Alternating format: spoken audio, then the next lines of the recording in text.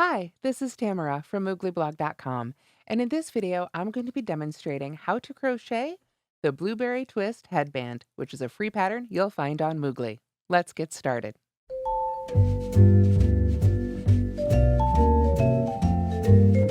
This simple crochet headband or ear warmer was originally designed for Stitch Up Chicago, so it's designed to be a simple beginner-level pattern, perfect for those who are just taking off in crochet and those looking for a nice relaxing project or something to hold back their hair.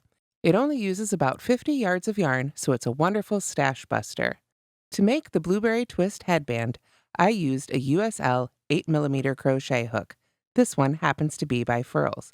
I also used those 50 yards of Caron Simply Me, which is a 5 or bulky weight yarn. The original is made in midnight blue. It's also handy to have a couple of stitch markers as you make this pattern. The finished size is about 4 inches wide, as you can see here, and it's an adjustable fit. You can make it in any size you need, child through adult, and the information on those sizes is included in the pattern. Let's get started. The Blueberry Twist Headband is crocheted in one piece. We start working back and forth in rows, just like a tiny little scarf. Then, when we've made the length we need, depending on what size you're trying to make, we do one little seam, which is very unique and creates the twist. Most people think that we just twist the band before sewing it together, but that's not how this particular twist look is made. It's one funny little seam right here at the end. It goes on the inside and creates this great look. So let's go ahead and make our Blueberry Twist headband together. All right, so to begin row 1, I've begun with the slip knot already on my hook. Then I'm going to chain 12.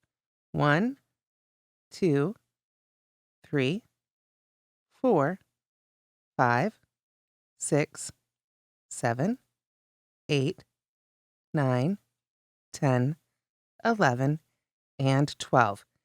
This sets us up for the width of the headband. So if you'd like to change the width of the headband, perhaps to make it narrower or even wider, you can simply add or subtract some chains to this first row.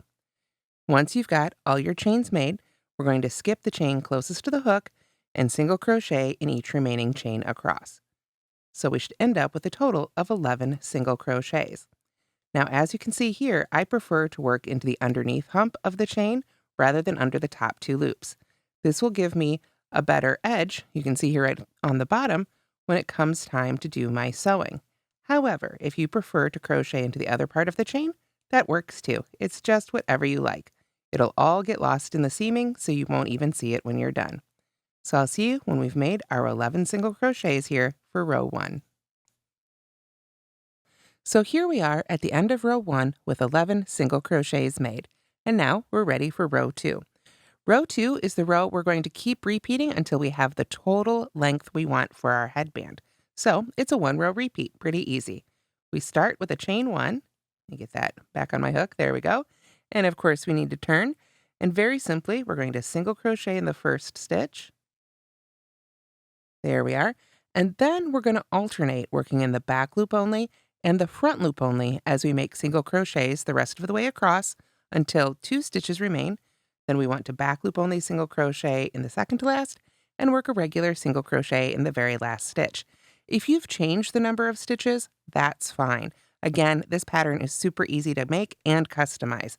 So simply work alternating the stitches I'm about to show you, and then make sure you get a regular single crochet under both of those loops in the last stitch.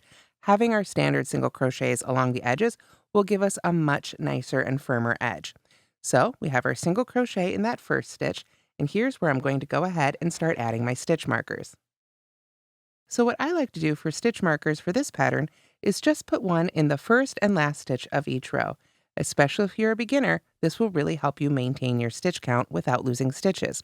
So now let's start on our main stitch pattern here.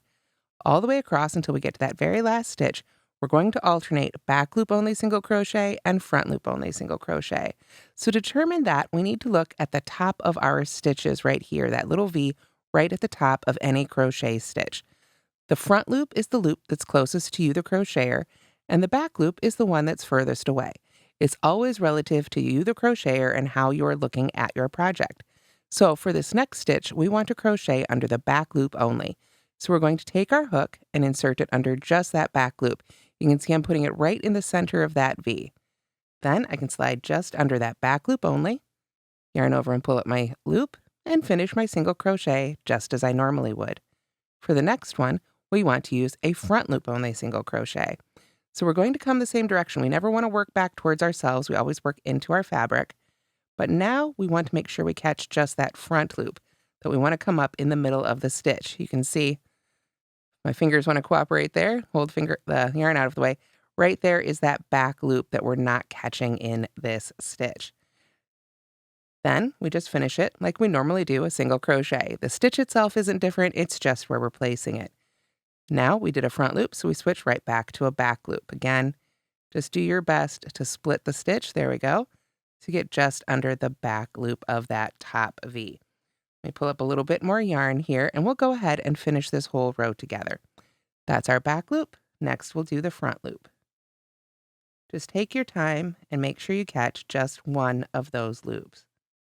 Back loop again. If you're having trouble, it might be easier to get a sharper crochet hook. Sometimes, especially depending on the yarn you're using, that can be really helpful when you need to split apart your stitch like this a little bit. So now we do the front loop again. We just want to take our time, wiggle it under just that one loop, and then back loop again. And we just keep alternating all the way across. There was a back loop, so that means we've got a front loop. There are 2 stitches left, so we want to back loop only single crochet in the next one, and then single crochet under both of those top 2 loops of the last stitch. There we are. So once again, we should have a total of 11 stitches. 1, 2, 3, 4, 5, 6, 7, 8, 9, 10, 11. And we've started to establish the texture that will lead us through the rest of our headband. So let's do one more row together. Like I say, it's after this all the repeats of row 2, but this is a beginner pattern, so I want to take a little extra time with it and really go through it. So let's make that row 2 again. We start with a chain 1 and we turn. We single crochet in that first stitch, just as we normally do under both of those top 2 loops. Since I just made a first stitch of a row, I'm going to go ahead and put a stitch marker in it. Then I begin my stitch pattern. The next stitch, I want to work in the back loop only. Oops, let me try that again. There we go. So there's my back loop only single crochet. Then we go right back to front loop. Then back loop. Then front loop. Repeating all the way across. It's one of the joys of this pattern with this one stitch repeat. Once you've made one of them, you'll be able to make them all from memory, making this a wonderful car project, something you might want to make multiples of if you have a big family at the holidays, or if you do craft fairs, or even just taking the leftover bits of yarn from other projects you've made and making headbands or ear warmers to match your other projects, which is always a lot of fun. So I've just been going back and forth, back loop, front loop, got 2 stitches left, so I know it's a back loop. And then under the top 2 loops right there. There we go. So once again, I should have a total of 11 stitches, and you can see it's creating this really lovely texture. So from here, if you follow along with the written instructions, let me bring that up right here, you'll see we repeat row 2 until the headband measures 17 inches for a teen to small adult, 18 inches or so for a medium adult size, or 19 inches for a large adult size. If you want other sizes, of course, you can totally customize it for the head. Remember that this fabric is a bit stretchy. So a large adult head, for instance, where did I find that line, is usually around 21, 22, 23 inches, but this has so much stretch, you'll want to make sure to make it a couple inches shorter than the head you want it to fit around. If the head is available, it's always great to try it on. Once you've made that length, then it's time to do our seaming to create the twist. And now you can see the lovely texture that simply repeating row 2 has created. So now on my little demonstration piece at least, I've got all the length I need to fit around my imaginary head. So what I'm going to do now is cut the yarn, but I don't want to cut the usual 4 inches that I use for weaving in my ends. I want to cut this one a little bit longer, about a foot or so would be plenty. You don't have to measure it, you can just eyeball it. We're going to use this tail end to seam the ends of our headband together. So after I've cut my yarn, I can go ahead and finish that off and set aside my hook. And now is where we do the big fold and seam that creates our twist. So it's really helpful if you have a table or something, you can lay your headband out in front of you and make sure that it's laid and flat, and we haven't introduced a twist to our fabric. What we're going to do now is we're going to bring our two ends up here together, and we're going to form them both into C shapes facing each other, just like this, the way I'm holding my hands. We're going to do that with each of our pieces of fabric. Now, from here, we want to lock these together. So we're just going to layer those together. And it helps if you sort of just fold them right in half. Get that end out of our way. There we go.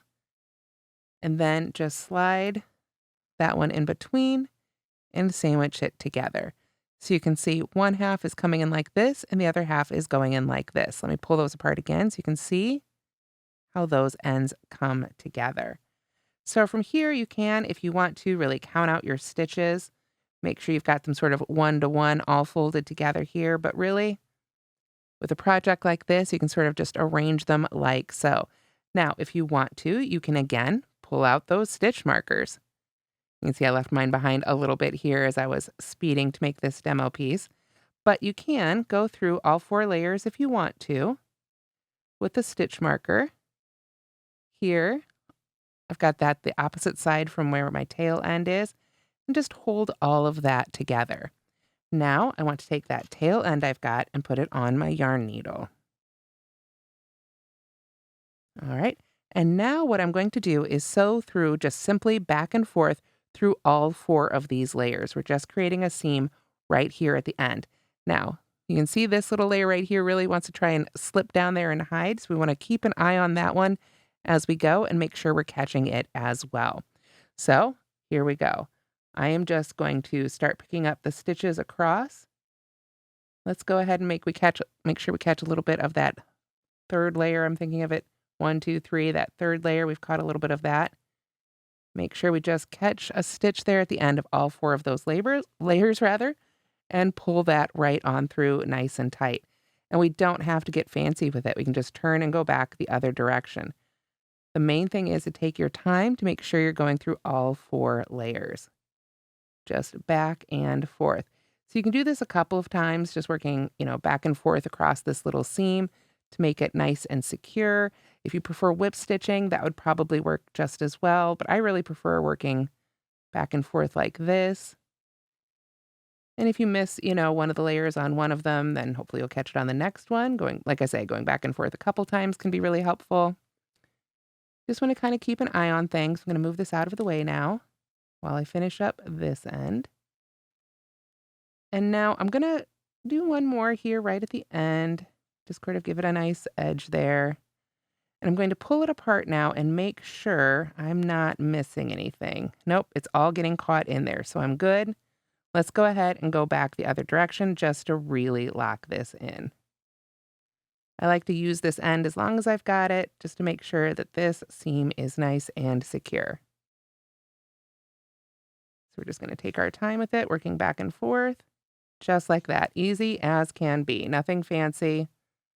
No fancy sewing here. I'm just literally forcing it back and forth through the fabric. Once we've done that little bit of sewing, then we can go ahead and weave this end in. And there should be one more, always likes to pop out sort of on the right side of the fabric that we'll need to weave in as well, of course, our end from the very beginning. But from here, we can just go ahead and weave this in as well as we would any other end. And then trim that off. There we go. And now the reveal. We've got our sewn seam and we just turn it right side out. Get that stitch marker out of the way there. We have our twist. There we go. Let me straighten out our fabric. There we go. So no twist there, but we've sewn that twist right into our fabric like so. You can see from the outside, it's got that great look. From the inside, it's that simple seam. Now, like I say, that first end does like to pop out on the right side of the fabric. That's okay. We need to weave it in anyway.